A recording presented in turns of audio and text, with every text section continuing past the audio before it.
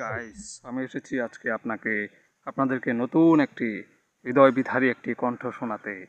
হ্যাঁ, আমি আপনাদের সঙ্গে আজকে আছি। হ্যাঁ, মোহাম্মদ অলিউর রহমান, ছোট্ট একটি কণ্ঠশিল্পী।